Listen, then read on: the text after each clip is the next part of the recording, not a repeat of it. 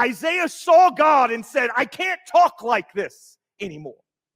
I don't belong here. My lips don't belong in the presence of God's ears.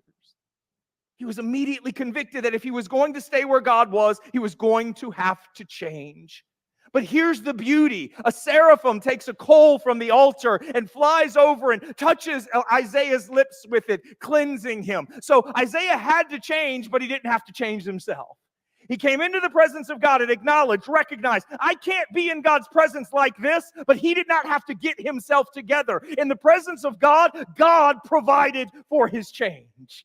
In the presence of God, God provides for our change. His word, His Spirit, His people. So it's not our job to effort, it's our job to surrender. It's not our job to make it happen, it's our job to yield to what God is doing. It is our job to stop being stubborn, stop clinging to old things, stop acknowledging things and then taking them back, stop allowing our flesh to be our identity, and to say, here am I, change me.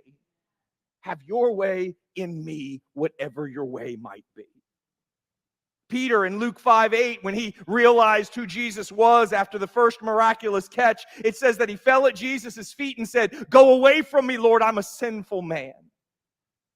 Jesus said, don't be afraid. From now on, you will be catching men. Peter didn't have to change to follow Jesus, but following Jesus would change Peter.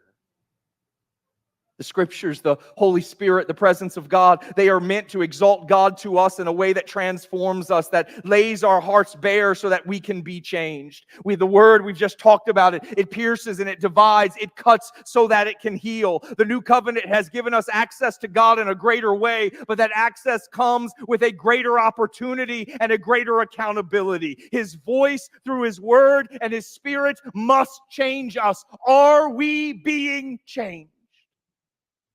In fact, sometimes I give homework at the end. I'm going to give it in the middle. This week, talk to somebody and ask them, am I being changed? Are you seeing change in my heart? Are you seeing change in my life? Somebody close to you, somebody that you respect that will tell you the truth. Ask that question, because if we are in His word, if we are in His Spirit, if we are walking in His presence, we are being changed. We can't keep singing that we want His presence to come if we're unwilling to be changed.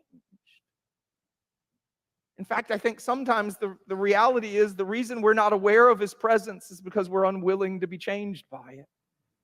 We have closed our ears and hardened our hearts. We have stiffened our necks and closed our minds. And He is with us always, even to the end of the age, and yet we're staying the same. Something's wrong. Ask somebody this week, am I being changed? Are you seeing change in me? And believe them. Sometimes we ask and they say it and we go, well, I don't think they're right about that one.